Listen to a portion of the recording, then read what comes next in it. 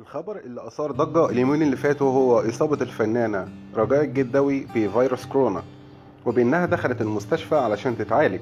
فهي دلوقتي فعلا في المستشفى وبتتعالج، ولكن في غرفة عادية، لأن حصل كلام كتير حوالين الموضوع ده وإن الفنانة دخلت مستشفى خاصة.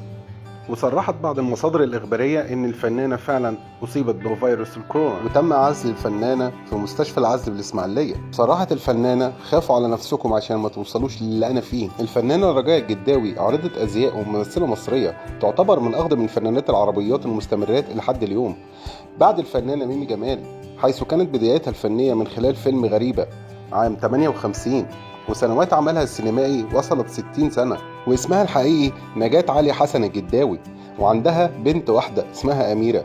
فازت بجائزة ملكة جمال القطر المصري سنة 58، وبعدها عملت عارضة أزياء، وفي نفس الوقت ده عرفت الطريق إلى الفن. من الأفلام اللي مثلت بيها دعاء الكروان، مثلت فترة الستينات والثمانينات، ولها مسرحيات خاصة مع عادل إمام زي الواد سيد الشغال والزعيم. وقد حصلت على وشاح سمراء القاهرة في كرنفال بحديقة الأندلس، الذي حصلت عليه من خلال جائزة ملكة حوض البحر المتوسط.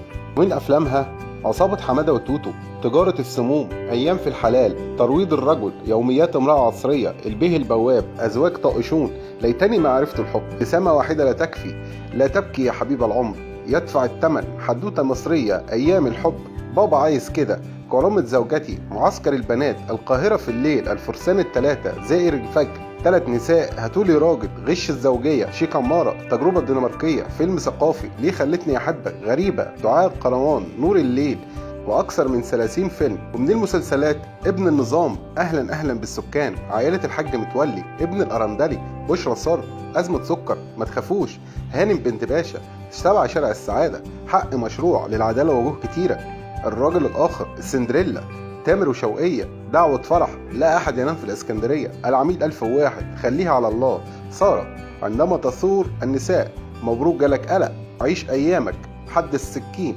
جوز ماما، حكايات زوج معاصر، وأكثر من 20 مسلسل. وخاضت كمان تجربة التقديم التلفزيوني من خلال برنامج تحت عنوان اسألوا رجاء مع الإعلامي عمرو أديب. وعن حياتها: ولدت في مدينة الإسماعيلية، ثم انتقلت إلى القاهرة برفقة شقيقها الأكبر فاروق للإقامة مع خالتها الفنانة تحية كاريوكا، التي تولت رعايتها، والتحقت بمدارس الفرانسيسكان بالقاهرة، حيث تعلمت الفرنسية والإيطالية في سن مبكر، ثم عملت في قسم الترجمة بإحدى الشركات الإعلانية.